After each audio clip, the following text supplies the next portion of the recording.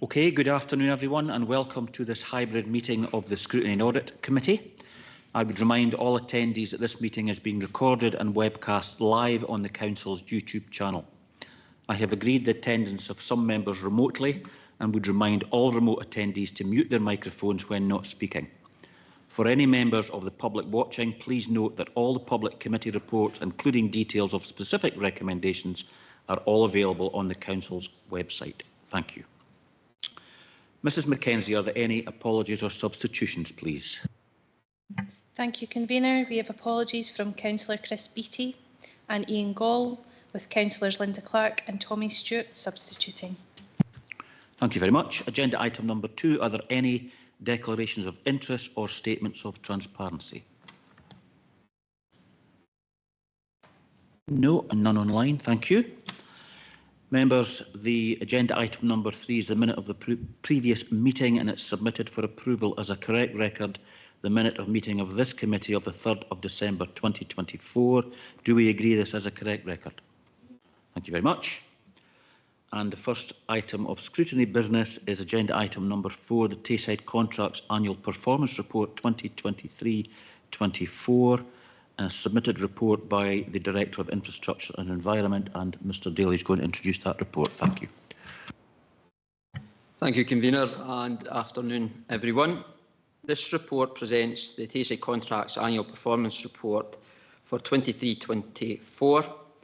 As detailed in the report, we monitor, but not only monitor, but we try our very best to support, in the spirit of partnership, Tayside Contracts. And I know both at a member and an officer level we have groups that do so.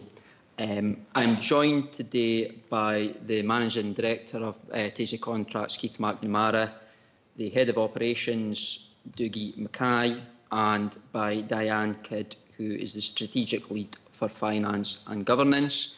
I will pass over to our colleague Keith McNamara, who will present the paper on behalf of Tayside Contracts. Thank you. Thanks very much, Graham, and thank you for the opportunity to present to you today. Good afternoon, councillors. Yes, Graham's correct. This is the annual performance report for Tayside Contracts, relates to the financial year 23-24 and was reported to our joint committee in November of 2024.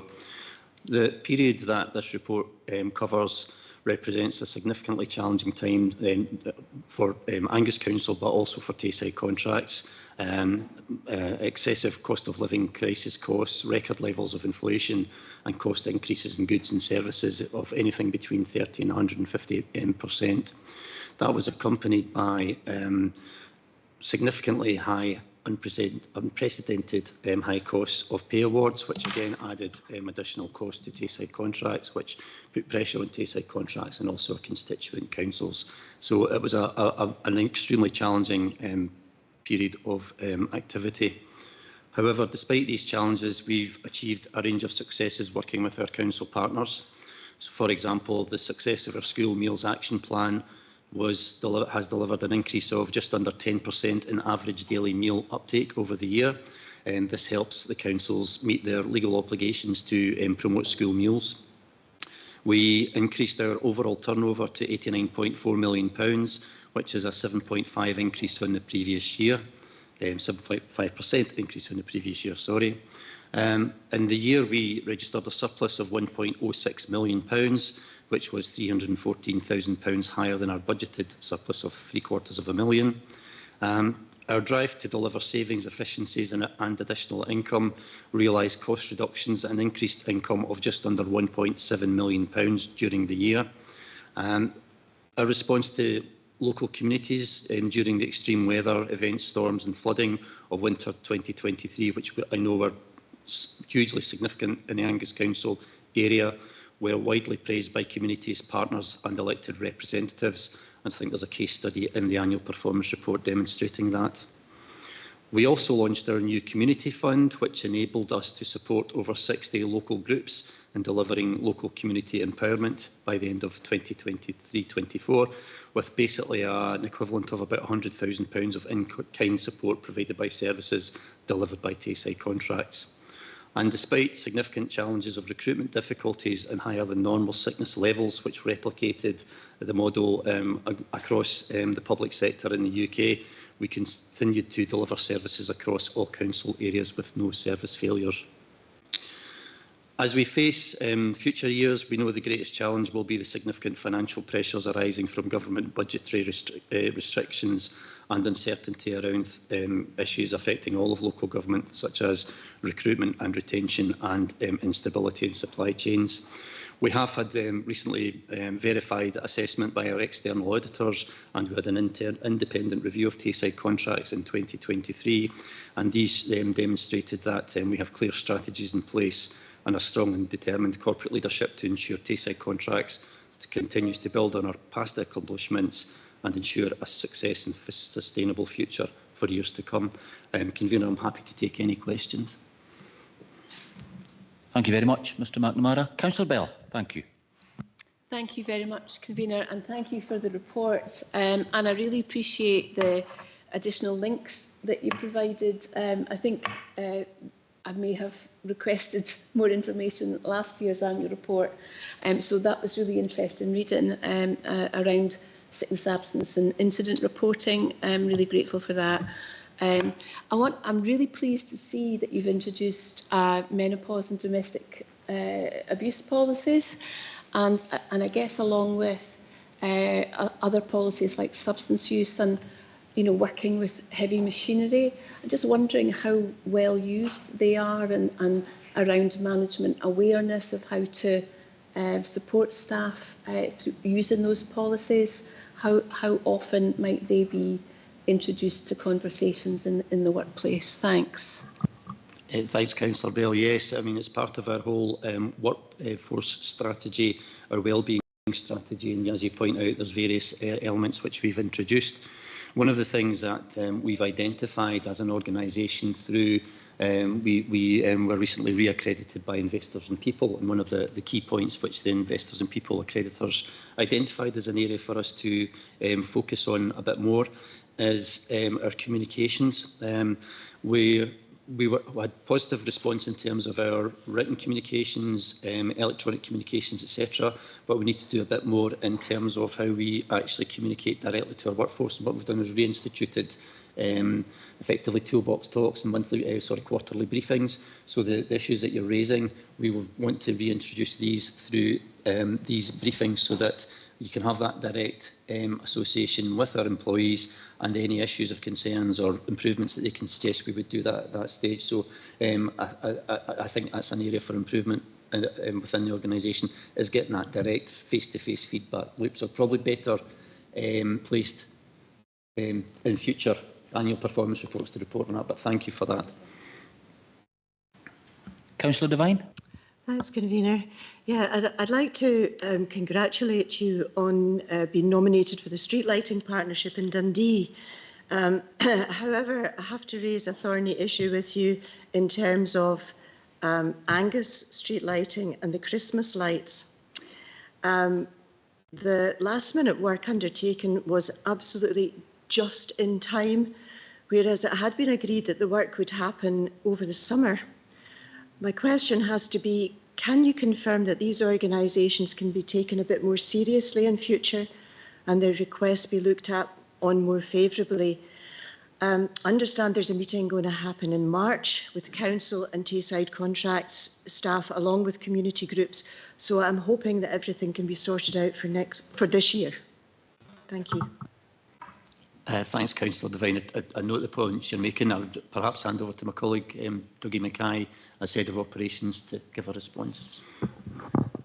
Yes, I think what we'd say is there were challenges. We had some issues with regards on both sides of the partnership with staffing resources that were then able to allow us to engage as effectively as you'd like to have done with the community groups. As you've said, we're looking to learn from these lessons and try and make sure we move forward.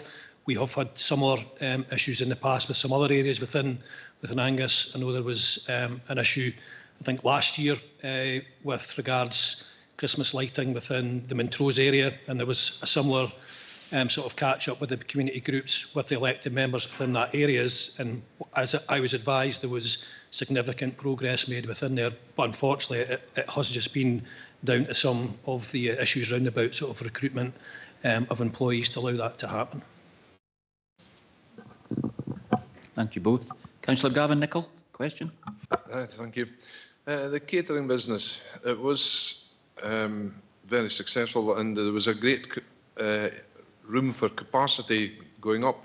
Have you been able to achieve the extra clients, and if so, are you getting near the 100% capacity of the business? Thanks, Councillor Nicholl. We have been in conversation with several councils and other organisations about utilising extra capacity. There have been 2 instances where we've priced for councils, but unfortunately they've chosen to go a different direction.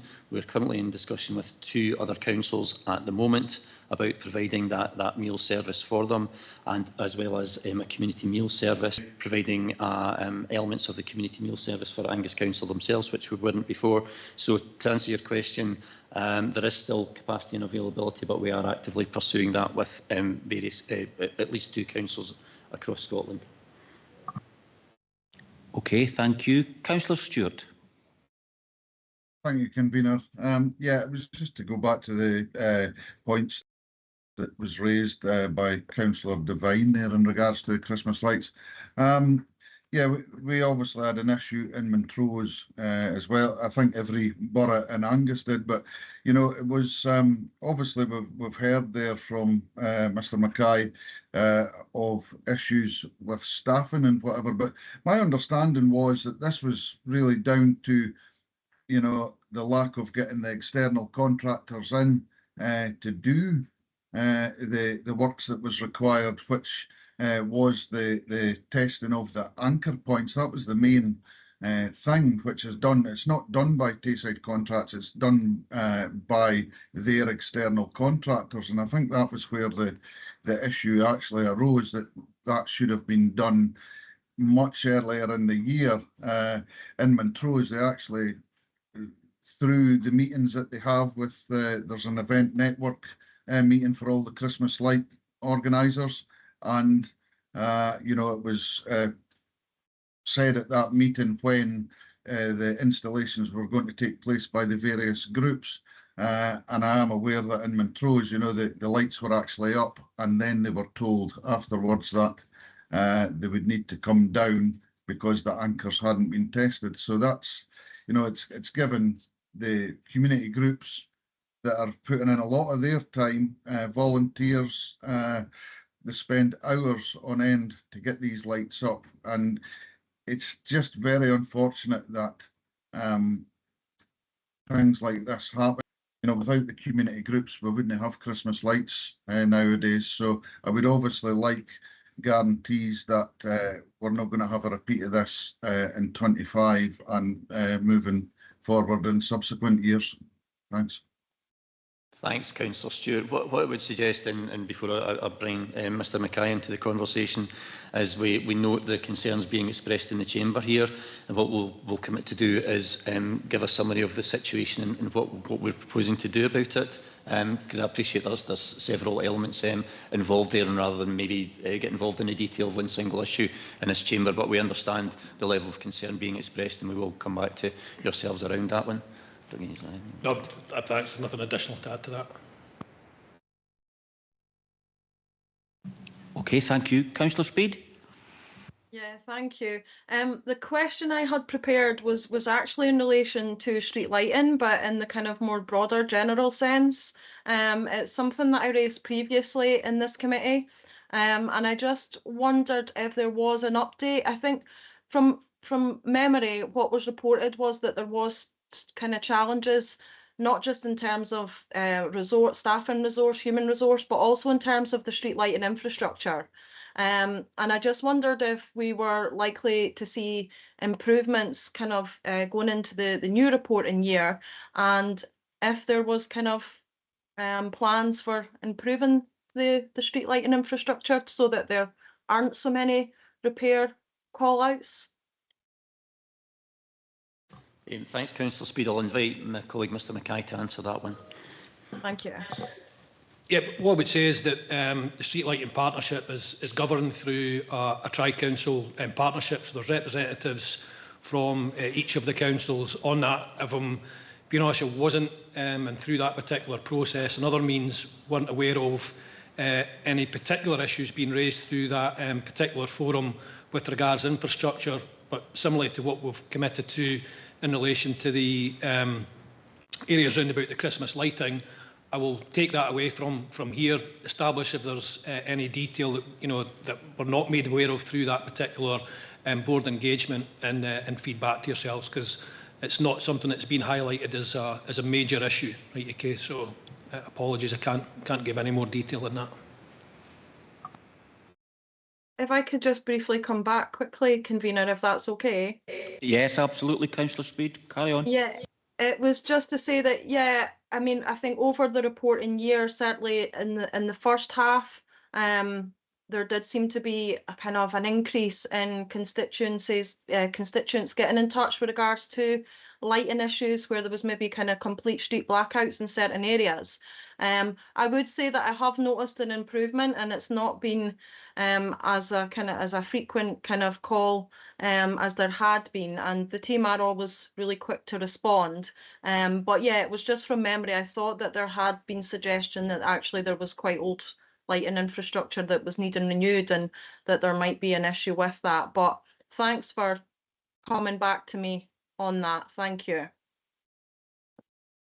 What we'd say is that there has been a commitment from Angus Council to increase investment within the infrastructure. I think over a 3-year period, I think it's about £1 million. I've, again, not got the detail here of where that is, but there, of the points that you've identified there, Councillor Speed, I would say that's been picked up. How that then is rolled out, and then seeing the improvements actually coming through within the infrastructure.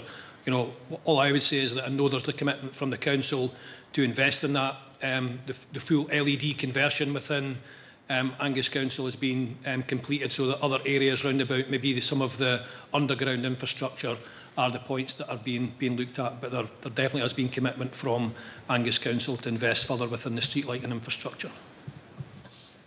Thank you.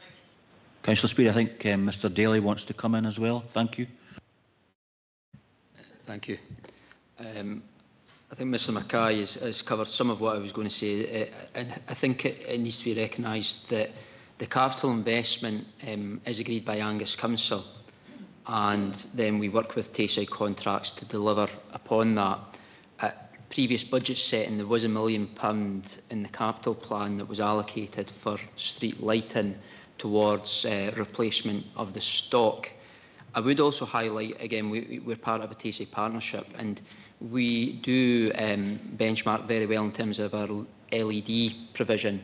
It's 96%. If I haven't got that bang on, I'm not far off it in terms of conversion, and we are far ahead of other local authorities. I think the other thing we have to recognise is that in terms of the partnership, we have staff who are directly employed by Angus Council, for example, street lighting engineers who do some of the design work, and more of in terms of the frontline staff, whether it's the civils or the electrical works, it's Tayside Contracts. And I think across the board there has been staffing challenges in the last few years. Our street lighting manager is actually employed by Dundee City Council, but works on behalf of all the three councils. So I think understandably Tayside Contracts are being asked questions, but I think we recognise that maybe what's said in the introduction is we're working together. The other thing that we do is we've got a governance group for Street Lighting Partnership.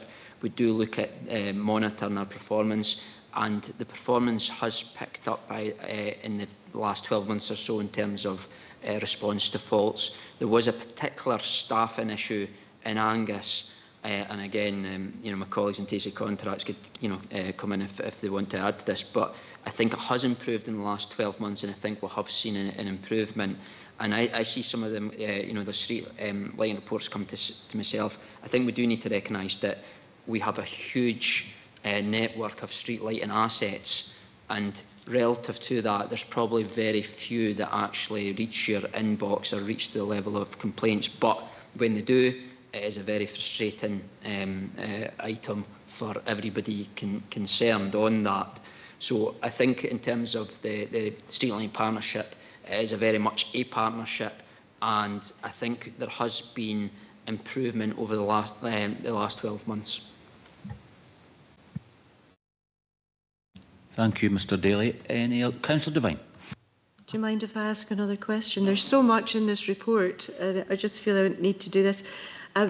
On page 61, it's talking about working with Perth and Kinross Council's Good Food Project and Eat and Drink Dundee to share and collaborate with groups such as Nourish Scotland, Grow Biz Scotland. I was just wondering if there has been any Angus involvement in this at all, because we've got Angus, I think it's Food and Drink as well, actually. I can't remember the name of it, but have you had any chance to talk with them? Thanks, Councillor Devine. Apologies, sorry. Thanks, Councillor Devine. I don't think we have. I'd need to double check with the team, but if we haven't, it's a very helpful introduction and we would pick up on that, so thank you for that. I'll try and find out the right name of it and the contact for you. Okay, any other questions? No. Any comments? Councillor Bell, thank you. Thank you. Just briefly, I would be remiss if I didn't reflect a huge reduction in the number of complaints in my inbox about the roads maintenance service. I'm looking at the stats there just now, but I'm hearing more positive than that might reflect. So I just wanted to let you know that. And in particular, after the huge stooshy over the Kinnordy path, it's actually been really well used.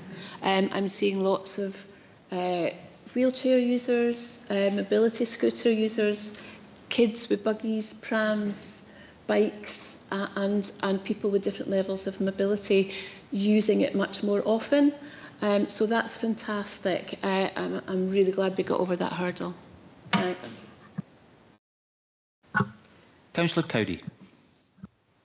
Thank you very much. So I'm one of the councillors that sits on the board of Tayside Contracts, so I do see this from both sides. And while there obviously are challenges, and those challenges are highlighted here, I wanted to sort of pay tribute to the really hard work that has been done to get to the improvements that we have seen, and I've seen that whenever I've been on the board. I also just wanted to highlight something which we're all aware of, but is very pertinent today, is the effect that extreme weather is going to be having on our infrastructure, and then that impacting on Tayside Contract staff and what they have to do. And so that's just one of those extra challenges we've talked about. And as we do have a very, very bad storm coming in imminently, I just wanted to say to everybody in advance, thank you very much to all the Tayside Contracts colleagues who are going to be working to sort that out, and stay safe. Thank you. Councillor Speed, thank you. Yeah, just in terms of comments, obviously there is so much in the report, but just to kind of finish off on that theme in terms of the street lighting, in my role as older people's champion, it is something that, that often comes up during conversations, and the need for, feeling safe, being safe within the community. So it was just to thank everyone for the assurances today in terms of that investment, and also the improvements that we have seen. Like Mr Daly says, it's not something that's in our inboxes every day. But I guess when it is because it is having an impact and often just a small area, a small street, or a strip of lighting. But the impact can often be great for those that feel vulnerable. So thanks for those assurances today, convener and colleagues. Thank you, Councillor Speed. Councillor Devine. Thanks, convener. I too was going to thank your various teams for going they went over and above during the storms that we've had, and unfortunately they're going to be faced with something else tomorrow, I think. But I would like to congratulate you on the amount of training that you're doing through job academies and supporting young people through apprenticeships. Very much favour apprenticeships, and I think this is your organisation is a great one for them to be involved with. Thank you. Thank you. Councillor Gavin Nicholl. That's a comment. Thank you very much. Speaking about the Old People's Champion brought it to my mind, I would like, as former chair of the Tayside Contracts, to wish Keith all his best in retirement. Thank you. Councillor Clark. Thank you very much, Chair. And as you know, I'm a serial stander in this in this area. But reading this report, it's really, really positive, and there's something that gladdens my heart, definitely, when I read on 41 and you read supporting and learning through school meals. Well, we were speaking about frying everything in deep fat recently, you know, and there was a lot of sort of comments made on that, and, you know, air fryers were one of them, etc.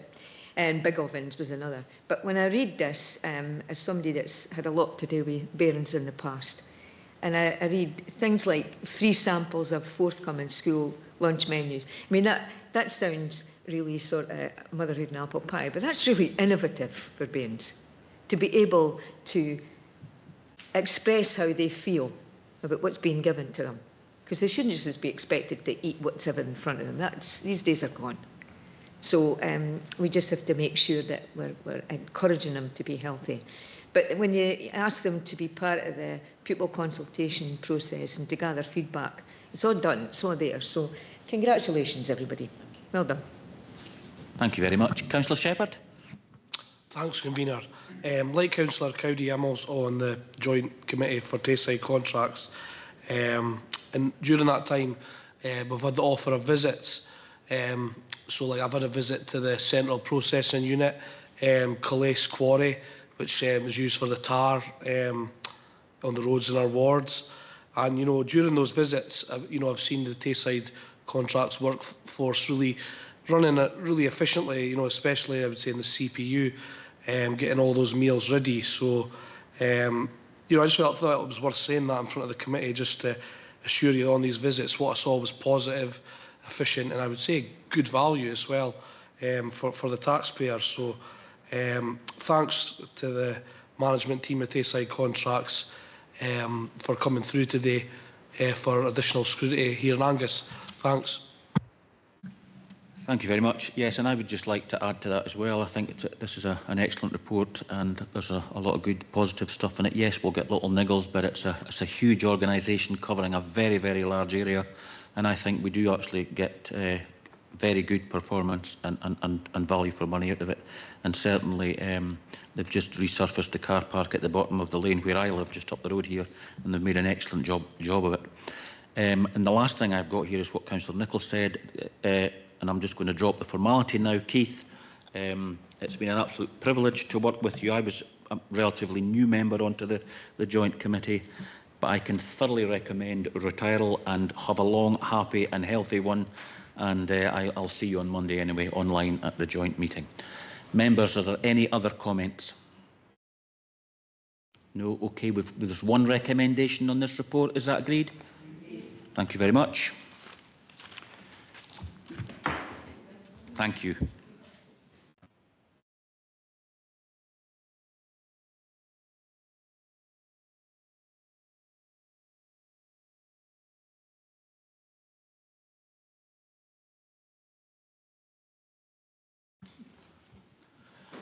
Okay, members, the next agenda item is number 5. It's the Corporate Governance Action Plan updates, and it's a report by the Director of Finance, but Mr Cargill is going to introduce this one. Thank you.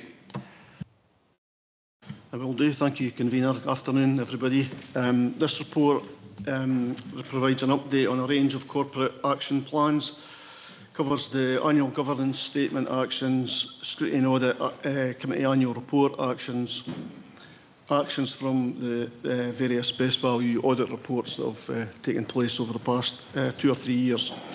The detail on progress with the various actions is in the various appendices in the report, and I'll cover a few points on that, particularly just shortly. Page 71, I just wanted to highlight, whilst we're on that there is a request for one of the actions in the Corporate Governance Action Plan in relation to risk management to extend the date for that, and I'll give a wee bit more detail on that in just a second. But also to highlight on that page the arrangements for this year's Scrutiny and Audit Committee self-assessment session, which is in the calendar now for Tuesday the 25th of March, 9:30 to 11:30. The plan is for that session will follow a similar format to previous years, with Cathy Wiley and myself facilitating that along with colleagues. And we've previously issued a survey in advance, so we'll do a similar thing this year to make sure everybody gets an opportunity to feed in, and even if they can't attend, then there is still that opportunity. Okay, so moving on to the appendices where the detail for the various actions sit. There's just a few that I wanted to touch on and talk to give a bit more context. The risk management improvements on page 74 of the papers. You'll see on that action that this has been delayed. I'm sure members will be aware of that we've talked about this for some time. That's mainly been due recently to staffing issues. But there is now, you'll see from the detail in the action plan, that it has been refocused, and there is a plan of action and timescales with dates set out in the report for taking forward key pieces of work. Just as importantly, Ian Lorimer has recently taken on that strategic leadership role for risk and insurance amongst these other bits of his remit, and is also being supported by Gillian Galloway, who is chairing our corporate risk monitoring group. So Jill has experience in this field also, and has delivered improvements in the health and social care partnerships approach, including introducing risk appetite. So it'll be really helpful for Jill to be taking on that corporate role and help us progress that work over the next period of time. As I said, that's one of the ones that we've asked for, well, the one that we've asked for the committee to agree the extension to the date for that. Page 77, which is picking up the Scrutiny and Audit action plan, committee action plan. This is one of the actions was to organise training in relation to a number of the areas that were listed within the table there.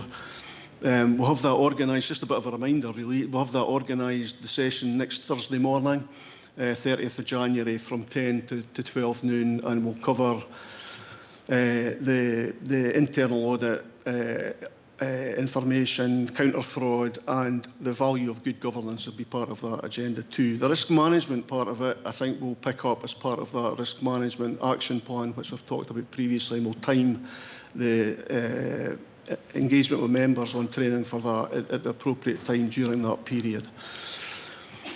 I wanted to touch on page 78, the final action from our 2022 Best Value Action Plan, which has now been marked as complete.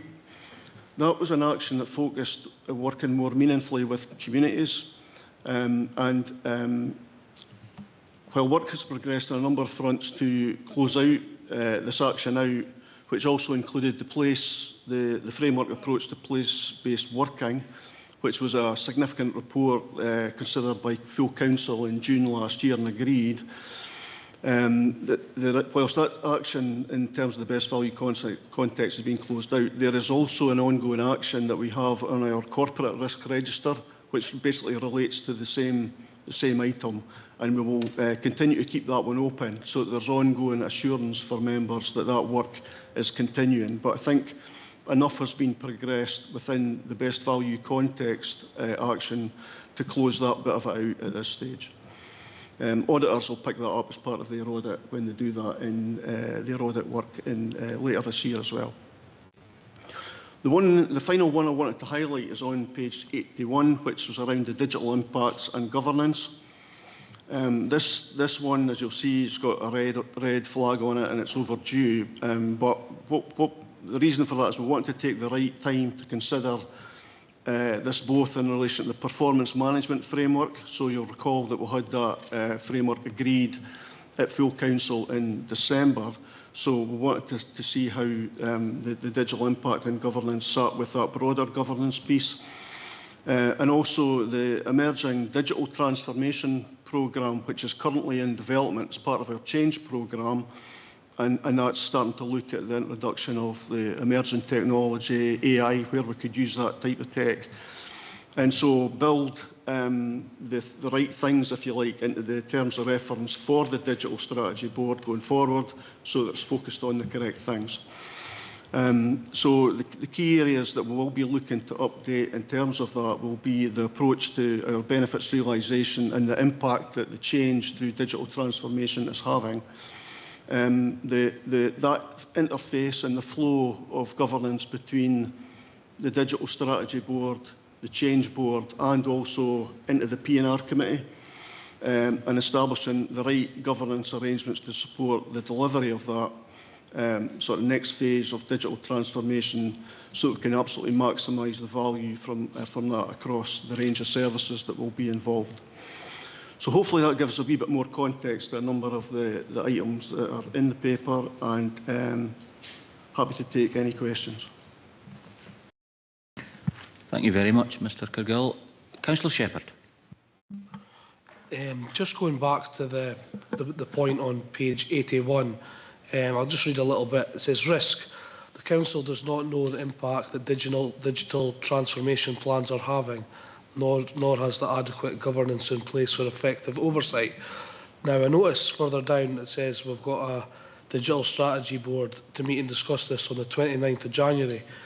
I was just wondering the makeup of that board, who sits there, and just the reason I was quite surprised to read this was, you know, we've generally moved to quite a lot of digital solutions, and members have raised concerns about the switch and how that might affect people. So I was surprised to read that this wasn't maybe done even sooner, and that it is delayed. So yeah, I'd just like to hear a little bit more on the Digital Strategy Board makeup. That'd be great. Thanks. Yep, thanks for the question, Councillor Shepherd. And I think just to comment initially on that, I think I understand what you're saying about surprise it's not happened quicker, but I think we've just been trying to take the time to make sure we get things right and we do it the right way to get the right things in place. But my colleague Sharon Faulkner is on the call, I think. Or she was on the call. There she is, right, okay, never saw her. Sorry Sharon, never saw you there. If I could hand over to Sharon, because Sharon is the chair of the Digital Strategy Board, so she'd be able to give you better information than me. Yes, thank you, and thank you, Convener. Good afternoon, elected members. As Gordon's highlighted, I'm the chair of the Digital Strategy Board, and that board has representatives from council services right across the council, and also the Health and Social Care Partnership and Angus Alive. We have and always have had terms of reference for that board, which has been up and running for a couple of years now. But we've recently revised that in light of our digital transformation programme and the update to that and the progress that Gordon has already highlighted around that. We are planning to take that revised terms of reference to the Digital Strategy Board on the 29th to get input from all of the members, just to ensure that they're happy with the updates that we've made. In terms of the governance arrangements, Gordon again has highlighted that we report into our Change Board regularly around our digital transformation programme. And we are also planning to do a special session for elected members to give you more information around that programme and around digital enablement and IT generally, so that you have more insight into the different work that we are engaged in across the council. We also plan to do more regular updates to Policy and Resources Committee to bring update reports on probably twice a year to that committee, so that again we have adequate governance in place, particularly now that we have our new digital transformation programme underway, just so that you have oversight and adequate governance of that. So I hope that gives you a bit more information, but I'm happy to take any other questions you might have. Okay, thank you. Councillor Devine. Thanks, Convener. I think this is probably for Sharon as well. It's on page 81 and it's about skills audit. Now, see, we've got a green arrow, but it's sitting at 0%. So has anything started on this yet? Because I know it's going to be a huge job, and I fully understand the problems of staff capacity, but I just thought we might have been getting started on this by this time. Yes, thank you, Councillor Devine, for your question. We have been doing a lot of work around workforce, around our data, providing information to services and updating our workforce data packs to give services insight into all the different elements around our workforce, which includes the age profile, the length of service, sickness absence, that type of thing. And what we're planning to do later in 2025 is to look at that skills audit, to work with services to find out what it is that would be beneficial to them in terms of information that we might be able to provide around skills and the best way of doing that. So it is something that we've got on our radar for later in the year, but we've had a lot of reviews and restructuring and probably more to come. So we felt that it was better to undertake a lot of that and get that out of the way, I guess, before we actually undertake that more in-depth skills audit. But we have been thinking about it, and we are working with services on that. Thank you. Councillor Bell. Thank you, and thanks, Sharon, for that update. That's really helpful. I just wanted to pick up on the briefing for us, which I'm sure people will find helpful, just to get everyone on the same page. But in terms of something that's either a force for good or a force for the opposite is AI, and I wondered if maybe a separate briefing on the potential of AI, but also the downfalls of it might be really helpful. So things that we can all be aware of in terms of our own experience of using social media, what children are exposed to, the risks there, and potential for financial scams and all the rest of it, but where it might also help us in terms of delivering services, but also supporting people who perhaps have a disability to access things more easily from their home, for example. So just to hold that thought there, I would find that helpful to see how that application might benefit us in a local authority, but to be mindful of the downside. Thanks. Yes, thank you, Councillor Bell. Be very happy to organise that for you. Andrew Howe, our Digital Enablement and IT Service Leader, he actually did a session at a recent conference around this very subject, which went down really well. So I'm sure he would be more than happy to do that for our elected members. So I'll talk to him about that and we can get that set up and arranged for you. I did actually talk to Andrew about this. I thought it would be a really good idea, so that's great if it's taken forward. Thank you. Councillor Speed, thank you. Yeah, thank you.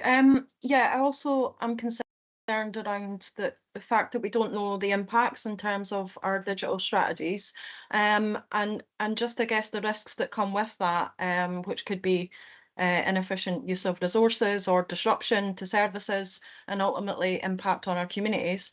I just wondered if we were going to be setting like a date for that, because obviously it's expired. We've not met the target dates, and is there going to be a set date matched to that piece of work?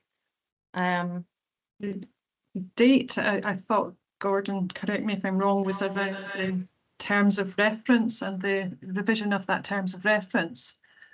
Yeah, I can come in on that in terms of the date. The reason why we haven't asked for a specific extension to that one from members is because this is one that's come from Audit Scotland. So they've actually said, here's the risk, if you like, that we have identified as part of doing the audit. How are you going to respond to that? And we've said, yeah, we're going to look at this through updating our terms of reference, updating what the Digital Strategy Board do, and we'll have that done by the 30th of November. So we're not really at liberty to say ourselves, okay, we'll just extend it 6 months or whatever. So we're still tied into that 30th of November date as far as Audit Scotland are concerned, because that's their expectation. So I think from our perspective now, it's to make sure that we action that as quickly as possible. So I think the key here is actually the 29th of January meeting of the Digital Strategy Board, where this will be discussed and hopefully agreed by the membership of the group. And then by that stage, we would have the action completed and for implementation thereafter. Okay. Yeah, Does that make sorry, sense? perhaps, yeah, that makes sense now. Sorry, I was a bit confused and absolutely wasn't looking for the council to take it upon themselves to extend it, but I thought that was what you were meaning because you hadn't met the date that was set to you. But okay, thank you. Okay, thank you, everyone. Any other questions? No comments? No comment. Okay, we have 5 recommendations. The first 3 are to review and scrutinise. The 4th one is to approve the extension to the completion date of one action as set out in section 4.2 of this report, and we have an explanation for the need for this extension. It's in the notes at Appendix 1. And the final recommendation is to note the arrangements for the committee's 24-25 self-assessment session, which will take place on the 25th of March 2025 via Microsoft Teams, and agree the format for the meeting set in section 7.1 of this report. Do we agree this report? Okay, thank you very much. The final item, it's an audit item, is the internal audit activity update, and Mrs. Wiley will speak to this one, I think. Thank you. Thank you, Convener. Hello, everybody. This is the usual report with the update on the progress with the audit plan and also where we are with progress in implementing the recommendations agreed both for the audit reports and any counter fraud reports that impact on internal controls. We have 5 reports coming to you today. All of them are either substantial or comprehensive in the assurance level that they're providing, which is very positive. I'll just take you to page 9. We've got the information on the first report that we're bringing in today, which is the Tayside contracts, invoice processing and monitoring, and this is the one on fleet maintenance and management. You may recall you've already seen 2 other items around the processing of Tayside contracts invoices, and we've got the final 2 reports coming to this meeting today.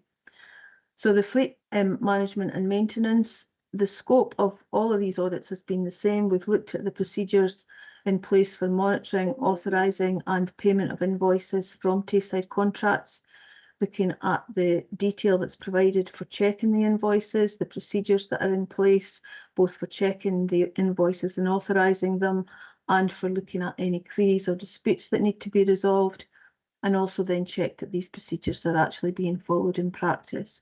So for this one, we have substantial assurance level, and we have 4 recommendations. In this case, 2 of them are level 4, which is very low level and more about just improvements that can be made to make things a bit more efficient, or very low level risk. The 2 that are level 2 recommendations are about making sure that we've got consistent processes for reviewing the charges and supporting information across all of the services that receive invoices for fleet services, and making sure that everyone who receives spreadsheets for checking are actually responding to say that they have checked them, so that we're absolutely sure that everything has been looked at. The other recommendation is around just making sure that we are documenting all the concerns regarding any charges and value for money, and communicating these so that they can be discussed at the meetings that take place fortnightly with Tayside contracts.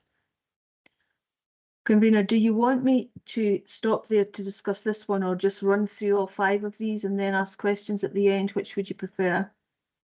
I think if you just go through them all, Mrs. Wiley, and then the members, if they've got any questions, you can just take them all at the end, if that's okay with you. Thank you. Yeah, that's fine. Thank you. So the next report that we've got is the programme of random cash counts. You'll recall that we do these unannounced visits, and in this case, we were visiting Horizon in Arbroath and Strathmore Centre in Forfar. And it's really good to see that we've got a comprehensive assurance for the visits to both of these places. What we're looking at when we do these visits, we're counting the cash, but we're also looking at the procedures for dealing with the cash, the physical security, whether or not the procedures are being followed properly, especially in relation to recording receipts and the legitimate purpose for which the money's been spent, and also looking at the reconciliation processes and how the money is reimbursed to petty cash. So we do have, I think there's three recommendations here, sorry, but they're all grade 3 or 4, and they're just about making sure that things, when discrepancies are identified, they're recorded properly, and that when reconciliations are being done, they're dated and initialed so that there's an audit trail of who's actually undertaken that check. The next report, which I'm on to page 99 now, is supplier bank details. And this audit was to review the arrangements for requesting and processing changes to supplier bank details. This is obviously one of the areas where there have been a number of frauds reported over time when fraudsters ask for details to be changed and money to be paid into bank accounts that are not legitimate. So we were looking at the procedures in place for verifying any of requests and authorising the changes, making sure that staff who needed to know about the procedures were aware of them and that these procedures were being followed. And we have substantial assurance in this case. We have made a couple of recommendations here, and it's about making sure, the first one is a level 1 recommendation. We were satisfied that the procedures were being followed, but in every case there wasn't a full audit trail of all the checking that had been undertaken, and we're recommending that that should be kept. And the next one is the final Tayside contracts invoice processing for roads maintenance and winter management. And it's the same audit looking at the procedures for the monitoring, authorisation and payment of the invoices. And in this case, we've got comprehensive assurance. And there were really quite strong procedures in place, and these were being followed. We have one recommendation here, which is around it was segregation of duties in one part of the authorisation process near the beginning of this, in terms of checking the work that had been done, and it's been agreed that that will take place in future. The final report that we have here is the IT user access management from Integra, and convener, if you're happy, I would like to hand over to Paul Kelly from Assets to present this, because they've undertaken the work for this one. That's no problem. Thank you very much. Thanks, convener. Thanks, Cathy. So this is a review we do every year looking at the user account and access management procedures. This year it was on the Integra finance system, and it takes in a number of controls that were recommended from the Accounts Commission report at the start of this month on the back of the fraud at Aberdeen City Council. So the review identified 11 individual recommendations overall. I'll maybe just talk to the priority 2 ones. One was procedures document that included a user ID and password for the database. That was addressed by the time we got to the recommendations, thankfully. So that's already been addressed. There was one of the issues we found is when people moved role, the documentation around access changes around that weren't always in place. And finally, and all these 4 recommendations are linked together, and it's around about monitoring of access and the audit trail within the system. So it's the need for a policy identifying what's going to be logged and monitored from the system, and then how those log files will be preserved and protected from unauthorised amendment. And then, I suppose after that, the real-time monitoring of those log files to identify any anomalous activity. And finally, on the back of that, if there are any issues identified, and the need for an incident response procedure to enact a proper investigation on that. That was all I planned to say, and hand back to Cathy.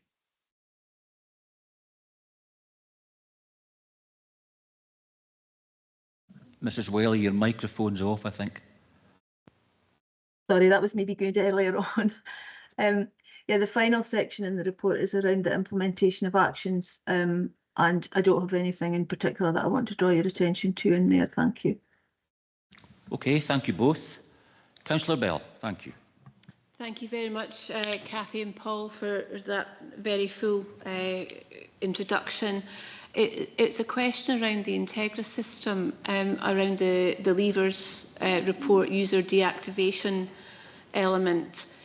Is that a process that we do in-house, or does that need to be escalated to Integra to do?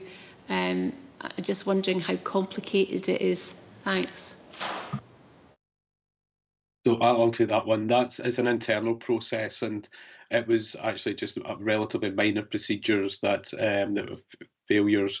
Overall, there is the team get a notification from the HR team of leavers, and just a couple of leavers had their accounts deactivated within the system. So we're recommending spot checks to address that within the team. Thank you. Any other questions? No. Comments? No comments. Okay, there are 2 recommendations in this report. Do we agree the report? Okay, thank you very much everyone for your contributions and attendance today. That's the end of the meeting, and all I can say to you is stay safe, because we know what the weather forecasters are saying, so stay safe. Thank you very much. Thank you. Thank you. John, can we stop the live stream, please?